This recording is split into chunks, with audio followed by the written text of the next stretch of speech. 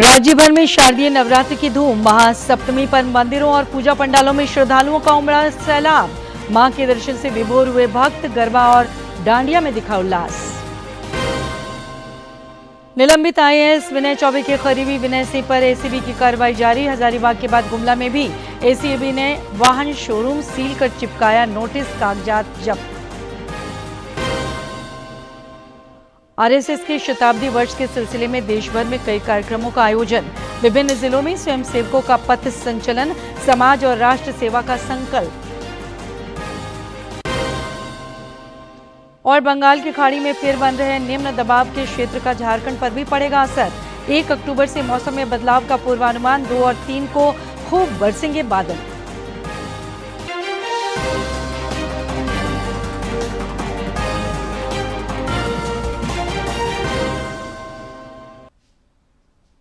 नमस्कार, खबरें झारखंड में आपका स्वागत है। खबरों के साथ मैं हूं सरोज झा और अब खबरें विस्तार से। प्रधानमंत्री नरेंद्र मोदी ने आज राष्ट्रीय राजधानी नई दिल्ली में पंडित दीनदयाल उपाध्याय मार्ग पर दिल्ली भाजपा के नए कार्यालय का उद्घाटन किया। इस मौके पर पार्टी के राष्ट्रीय अध्यक्ष जेपी नड्डा और दिल्ली की मुख्यमंत्री रेखा गुप्ता समेत कई गणमान्य लोग मौजूद रहे।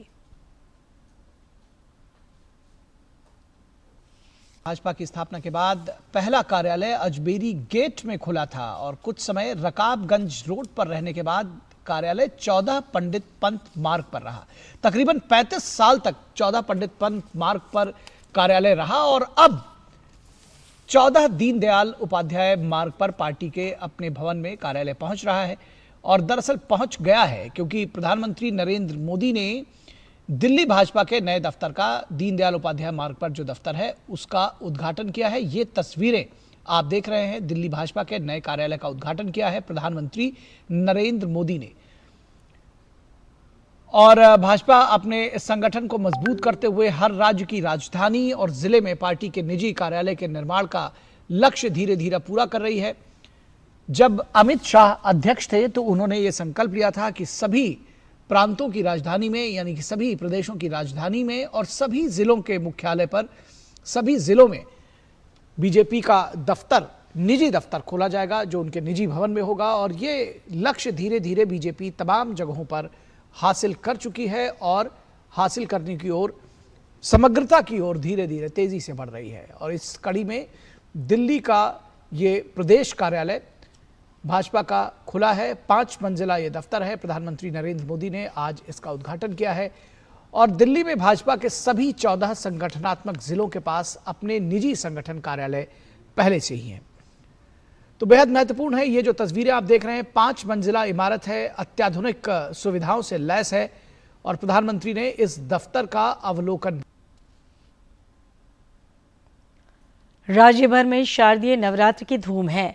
मंदिरों और पूजा पंडालों में श्रद्धालुओं का सैलाब उमड़ रहा है और सभी मां भगवती से मंगल कामना कर रहे हैं। राजधानी रांची में इस बार पूजा पंडाल सिर्फ भव्यता ही नहीं बल्कि समाज को जागरूक करने वाले संदेशों से भी रोशन है। रांची का दुर्गोत्सव हमेशा से खास रहा है। इस बार भी थीम आधारित कई दुर्गा पूजा पंडाल बनाए गए हैं जो देश और समाज के नव निर्माण का संदेश दे रहे हैं। राजस्थान मित्र मंडल द्वारा इस वर्ष दुर्गा पूजा में शिक्षा जरूरी है और बचपन उससे भी ज्यादा जरूरी है थीम पर पंडाल बनाया गया है। यहाँ पहुंचकर हर कोई अपने बचपन को याद कर रहा है। रांची में भव्य और दिव्य पूजा पंडाल माता रानी के भक्तों के आकर्षण का केंद्र बने हुए हैं। श्री राम लला पूजा समिति द्वारा इस बार रांची के जिला स्कूल मैदान में गुजरात के स्वामी नारायण मंदिर के प्रारूप पर पूजा पंडाल बनाया गया जो सुंदरता और भव्यता की वजह से चर्चा में है। पंडाल के आसपास बच्चों के मनोरंजन के बड़े बड़े झूले और खाने के स्टॉल भी लगाए गए हैं जिसका लोग परिवार संग आनंद ले रहे हैं। जैसा कि आप देख रहे हैं श्री राम लला पूजा समिति के सानिध्य में रांची जिला स्कूल में ये जो प्रारूप है ये गुजरात के भुज के स्वामी नारायण मंदिर का प्रारूप जो है लोगों के सामने रखा गया है और लोग उत्साहित है इस प्रारूप को देख रहे हैं। यहाँ का डेकोरेशन इतना अच्छा है कि मतलब कि कंपेयर टू अदर आप देखेंगे सबसे बेस्ट है। पूरा मंदिर देखे मुझे बहुत ही अच्छा लगा है। और मुझे देख के बहुत ही उसमें मेला भी लगा है, सब कुछ लगा है। भारतीय युवक संघ बकरी बाजार का पूजा पंडाल मां दुर्गे की विशाल प्रतिमा के लिए जाना जाता है, जहां आकर इसकी अनुभूति भी मिल रही है। इस बार यहां का पूजा पंडाल कंबोडिया का अंकोर वाट के प्रारूप पर बनाया गया है। आयोजकों के मुताबिक इस बार का पूजा पंडाल अब तक का सबसे बड़ा पंडाल है और ये 15,000 स्क्वायर फीट पर बनाया गया है।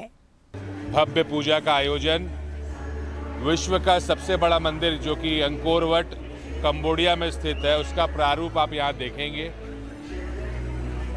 विश्व का 8वां अजूबा कहा जाता था कंबोडिया का अंकोर वट, और उसी का प्रारूप बकरी बाजार इस बार मां भवानी के भक्तों के लिए लाया है।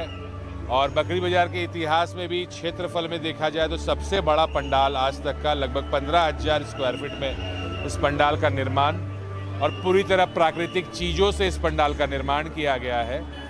रांची में दुर्गोत्सव का आयोजन निश्चित रूप से देवी दुर्गा की आराधना के साथ ही जन जागरूकता का भी माध्यम बन रहा है, जिससे मानवता और समाज के नव निर्माण का संदेश भी जन जन तक पहुंच रहा है।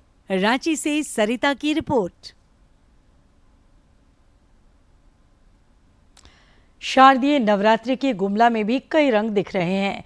दुर्गा पूजा को लेकर शहर में कई आकर्षक पूजा पंडाल बनाए गए हैं। बंगाली समुदाय द्वारा भी विधि विधान पूर्वक मां दुर्गे की पूजा अर्चना की जा रही है। गुमला में दुर्गोत्सव की धूम है और भक्त देवी दुर्गा की आराधना में लीन हैं। पूजा पंडालों और मंदिरों में पारंपरिक रीति रिवाज से माता रानी की पूजा अर्चना की जा रही है। बंगाली समुदाय के लोग भी विभिन्न अनुष्ठानों में शामिल हो रहे हैं। यहाँ 1921 से यहाँ निरंतर पूजा होते जा रहा है। बंगाली पद्धति से यहाँ पूजा होती है ना। बंगाल के पुरोहित आते हैं, अभी भी शुरू से जो आ रहे हैं, ये 3 थर्ड पुस्त है उनका जो पूजा कर रहे हैं अभी, है ना। ढाकी वाला आता है, वो भी बाहर से आता है। और इस पूजा में मैं देखता हूँ कि सबों की श्रद्धा है विशेष, और सब कोई मिलजुल कर पूजा करते हैं। इसमें भगवती की जो प्रतिष्ठा, भगवती की जो शक्ति है वह अनंत है। यहाँ बहुत उसका प्रभाव पड़ता है।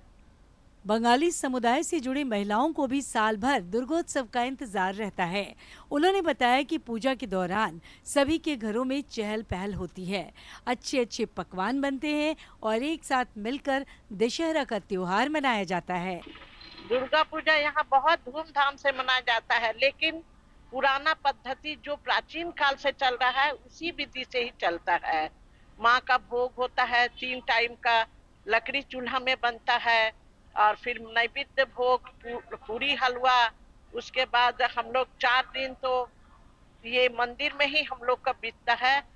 बड़ा दुर्गा मंदिर के अध्यक्ष निर्मल गोयल ने बताया कि जिला में आज से 104 साल पहले 1921 में बंगाली समुदाय द्वारा दुर्गा पूजा की शुरुआत की गई थी। उसके बाद बड़ा दुर्गा मंदिर में 1931 में पूजा की शुरुआत हुई। धीरे धीरे पूजा पंडाल क्या बढ़ती गई। यहाँ 1931 ईस्वी से पूजा शुरू हुई है, प्रारंभ हुई है, और लगातार निरंतर पूजा हो रही है। ये आस्था का केंद्र है गुमला में। गुमला में सिर्फ 2 ही जगह पूजा होती थी। सर्वप्रथम सनातन दुर्गा पूजा समिति बंगाली क्लब के द्वारा शुरू की गई, उसके बाद बड़ा दुर्गा मंदिर में पूजा स्टार्ट हुई। गुमला में शारदीय नवरात्र पर जिला मुख्यालय सहित ग्रामीण क्षेत्रों में हर्ष और उल्लास का वातावरण बना हुआ है। गुमला से नरेश की रिपोर्ट। शारदीय नवरात्र की सप्तमी पर रामगढ़ के रजरप्पा स्थित छिन्नमस्तिके सिद्धपीठ में श्रद्धालुओं द्वारा विधि विधान पूर्वक मां कालरात्रि की पूजा अर्चना की जा रही है। यहां सुबह से ही भक्तों का सैलाब देखा जा रहा है। मंदिर सहित माता के गर्भगृह की फूलों से विशेष सजावट की गई है। जिले के अलावा दूरदराज के इलाकों से भी यहां श्रद्धालु पहुंच रहे हैं। मां कालरात्रि के पूजन का विशेष महत्व है।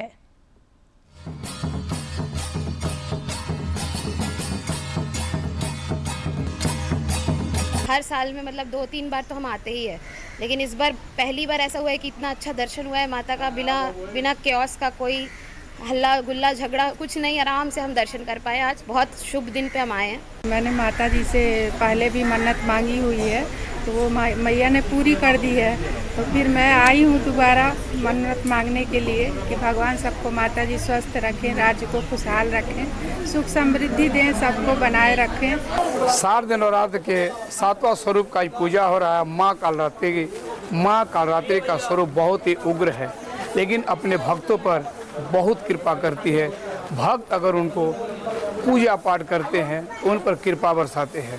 और माँ का विशेष रूप से आज देख रहे श्रद्धालु आ रहे, अपने बैठकर पूजा पाठ कर रहे हो, देवी का दर्शन कर रहे हो, माँ से आशीर्वाद प्राप्त कर रहे हैं। रामगढ़ में शारदीय नवरात्र की छटा देखते ही बन रही है। नवरात्रि को लेकर डांडिया का भी आयोजन हो रहा है, जिसमें एक भारत श्रेष्ठ भारत की झलक दिख रही है। शारदीय नवरात्र पर रामगढ़ में डांडिया का आयोजन हुआ, जिसमें जिले की ही नहीं बल्कि रांची, हजारीबाग और बोकारो की महिलाओं ने भी उत्साहपूर्वक हिस्सा लिया।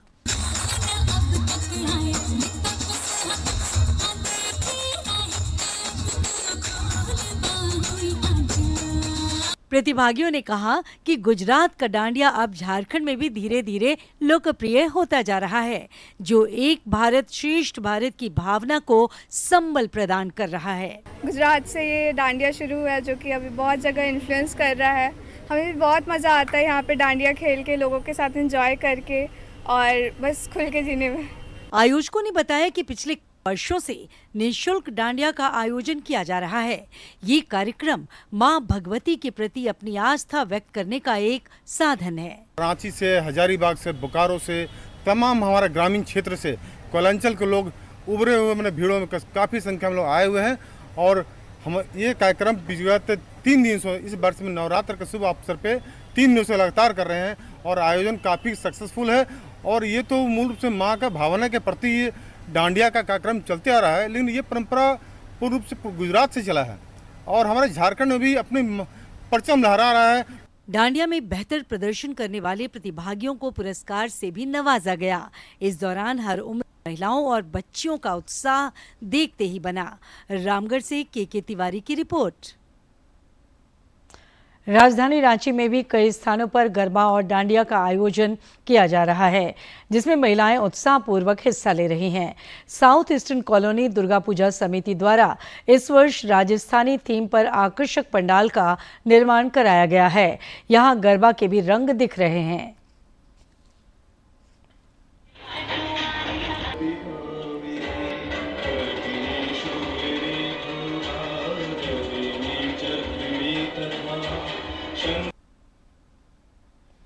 इधर रांची के मधुकम समेत कई मोहल्लों और कॉलोनियों में भी महिलाएं गरबा में उत्साहपूर्वक शामिल होकर नवरात्रि का उल्लास मना रही हैं।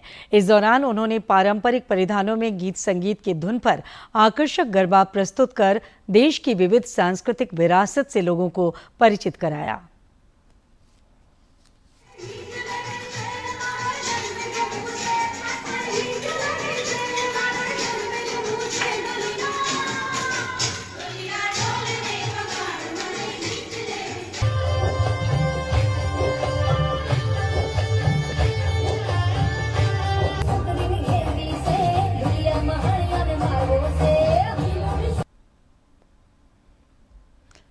निलंबित आईएएस विनय चौबे के करीबी और शराब घोटाला तथा भूमि घोटाले के आरोपी विनय सिंह पर एसीबी का शिकंजा कसता जा रहा है।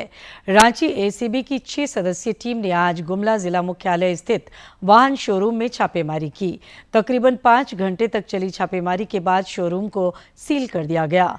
बताया जा रहा है कि छापेमारी के दौरान एसीबी ने कई अहम दस्तावेज जब्त किए हैं, जिन्हें रांची ले जाया गया। शोरूम के कर्मचारियों ने बताया कि ये शोरूम विनय सिंह नाम के व्यक्ति का है। हालांकि छापेमारी किस वजह से हुई, इससे उन्होंने अनभिज्ञता जाहिर की। छापेमारी के दौरान गुमला पुलिस एवं प्रशासनिक पदाधिकारी भी मौजूद थे। इधर हजारीबाग में भी इसी प्रकार की कार्रवाई में एसीबी ने एक वाहन शोरूम को सील किया।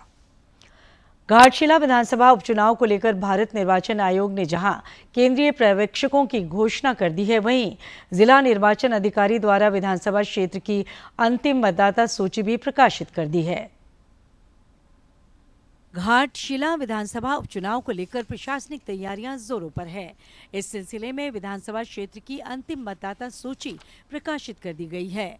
पूर्वी सिंहभूम के उपायुक्त सह जिला निर्वाचन अधिकारी कर्ण सत्यार्थी ने बताया कि विधानसभा क्षेत्र मतदाताओं की संख्या बढ़कर 2,55,823 हो गई है।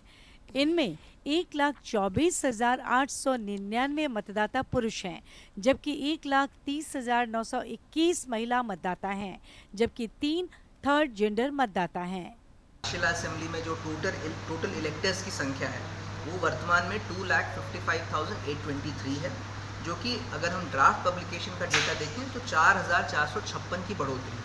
उपायुक्त सह जिला निर्वाचन अधिकारी ने निष्पक्ष तरीके से उपचुनाव संपन्न कराने की प्रतिबद्धता जताते हुए बताया कि घाटशिला विधानसभा क्षेत्र में 300 बूथ हैं, जहां वोटर अपने मताधिकार का उपयोग कर सकेंगे। उन्होंने बताया कि वनरेबल बूथ को चेक किया जा रहा है। 6 चरणों की जांच के बाद वनरेबल बूथों की सूची तैयार की जाएगी। जो 300 पोलिंग स्टेशंस हमारे घाटशिला असेंबली में हैं, उन सभी पोलिंग स्टेशंस की, प्रत्येक पोलिंग स्टेशन की वल्नरेबिलिटी मैपिंग की एक्सरसाइज की जा रही है सेक्टर मजिस्ट्रेट और सेक्टर पुलिस ऑफिसर्स के द्वारा।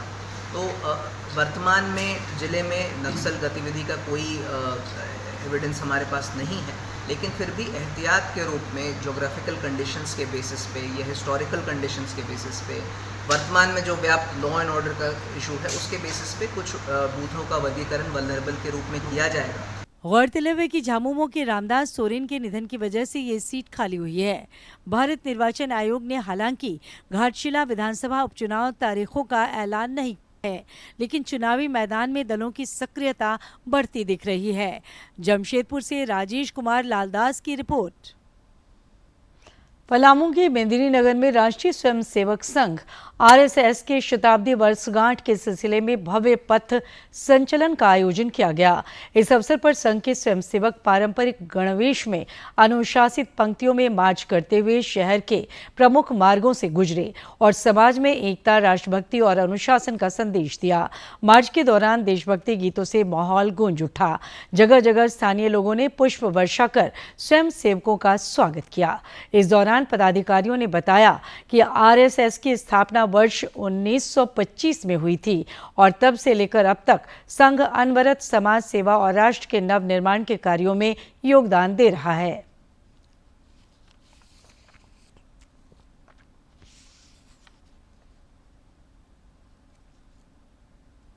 पूरे भारत में नहीं, विश्व में फैले हुए सभी स्वयंसेवक शताब्दी वर्ष मना रहे हैं। शताब्दी वर्ष में हम सबों ने पंच परिवर्तन का विशेष संदेश समाज को दिया है। पंच परिवर्तन में है स्व का भाव हो लोगों में, पर्यावरण, कुटुंब प्रबोधन, नागरिक कर्तव्य एवं सामाजिक सद्भाव। राष्ट्रीय स्वयंसेवक संघ दुमका नगर की ओर से भी संघ के शताब्दी वर्ष समारोह के अवसर पर शस्त्र पूजन और पथ संचलन का आयोजन किया गया। स्वयंसेवकों की ओर से स्थानीय इंडोर स्टेडियम से पथ संचलन की शुरुआत हुई। इस दौरान पूरा वातावरण घोष वाद्य यंत्रों से गुंजायमान दिखा। सैकड़ों स्वयंसेवकों ने संगठन के भाव से लोगों को अवगत कराया और संघ से जुड़ने के लिए प्रेरित किया।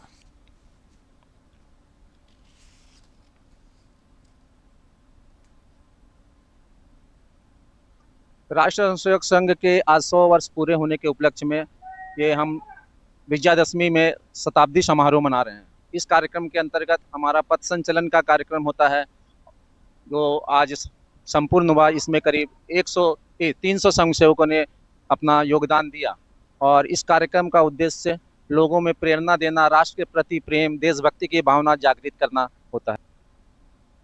केंद्र सरकार की पहल पर देश भर में स्वस्थ नारी सशक्त परिवार अभियान के तहत स्वास्थ्य शिविर लगाए जा रहे हैं। केंद्रीय स्वास्थ्य मंत्री जेपी नड्डा ने बताया कि देश भर में अब तक 9 लाख से अधिक स्वास्थ्य शिविर लगाए गए हैं और 2,60,000 से अधिक लोगों की जांच की जा चुकी है। इधर विश्व हृदय दिवस के उपलक्ष्य में रांची में आयोजित शिविरों में हृदय रोग को लेकर आज स्वास्थ्य जाँच और जागरूकता कार्यक्रमों का आयोजन हुआ। इस दौरान लोगों की जबरदस्त भागीदारी दिखी और उन्होंने शिविर का लाभ उठाया।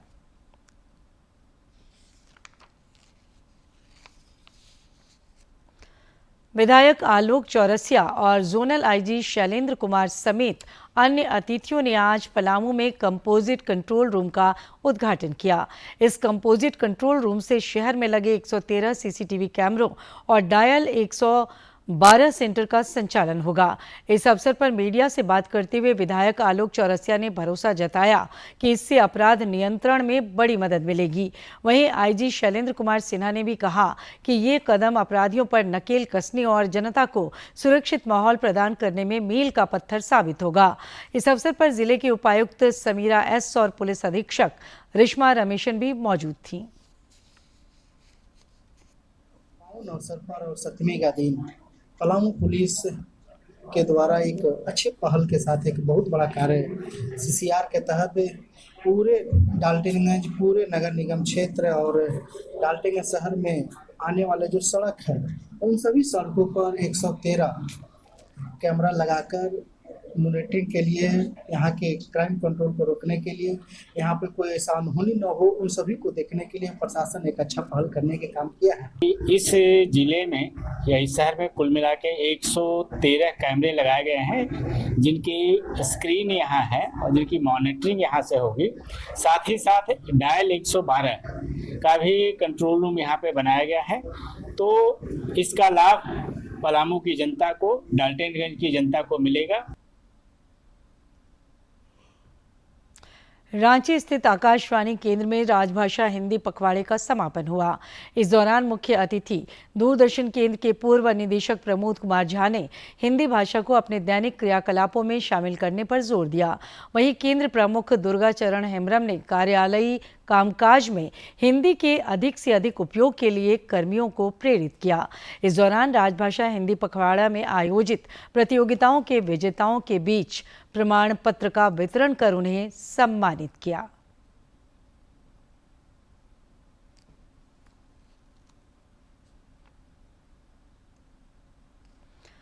रांची दूरदर्शन केंद्र से सेवानिवृत्त हो रहे सहायक अभियंता के पद पर कार्यरत जितेंद्र बहादुर सिंह कुशवाहा को आज केंद्र परिसर में विदाई दी गई। उन्होंने करीब 34 वर्षों तक केंद्र में अपनी सेवाएं दी। इस मौके पर अधिकारियों और कर्मचारियों ने श्री सिंह के कार्यों की सराहना की और उन्हें दूसरी पारी के लिए शुभकामनाएं दी।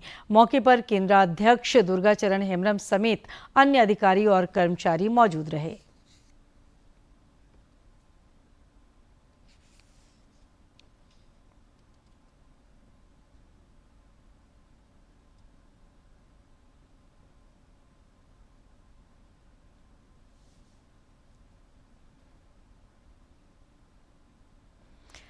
झारखंड प्राकृतिक रूप से धनी है और यहाँ के पर्यटन स्थल इसकी खूबसूरती में चार चांद लगाते हैं। गिरिडीह का खंडोली डैम भी उनमें से एक है, जो कई मायनों में अन्य पर्यटन स्थलों से अलग है। यहाँ साल भर दूर दूर से सैलानी और पर्यटक मनोरंजन के लिए आते रहते हैं।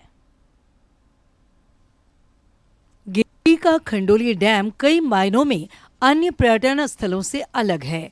यहाँ डैम के ठीक किनारे ऊंचा पहाड़ है और डैम के पानी से बनी नदी इसकी खूबसूरती में चार चांद लगाती है।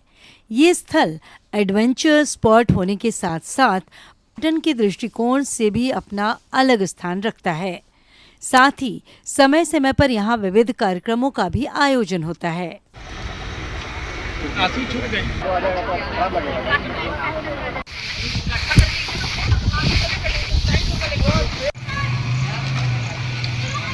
गिरिडीह जिले के बेंगाबाद थाना क्षेत्र में स्थित खंडोली डैम 71 वर्ष पुराना है और इसे पर्यटन विभाग ने एक कैटेगरी के अंतर्गत अधिसूचित किया है।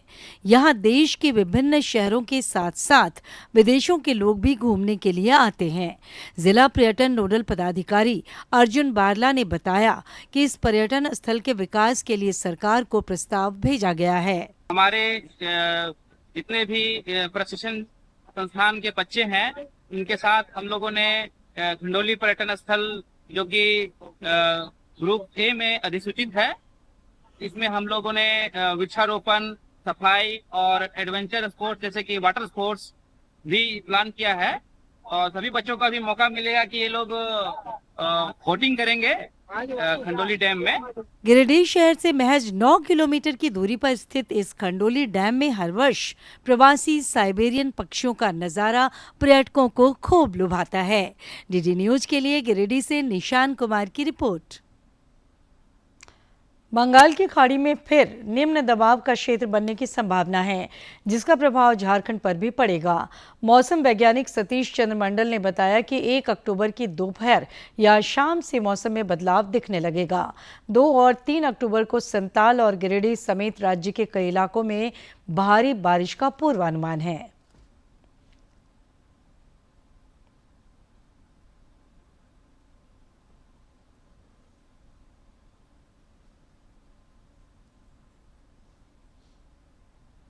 और अंत में इस बुलेटिन के मुख्य समाचार एक बार फिर।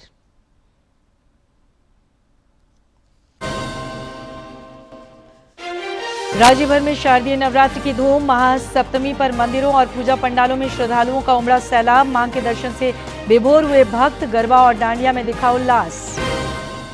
निलंबित आईएएस विनय चौबे के करीबी विनय सिंह पर एसीबी की कार्रवाई जारी। हजारीबाग के बाद गुमला में भी एसीबी ने वाहन शोरूम सील कर चिपकाया नोटिस, कागजात जब्त। आरएसएस के शताब्दी वर्ष के सिलसिले में देश भर में कई कार्यक्रमों का आयोजन। विभिन्न जिलों में स्वयं सेवकों का पथ संचलन, समाज और राष्ट्र सेवा का संकल्प।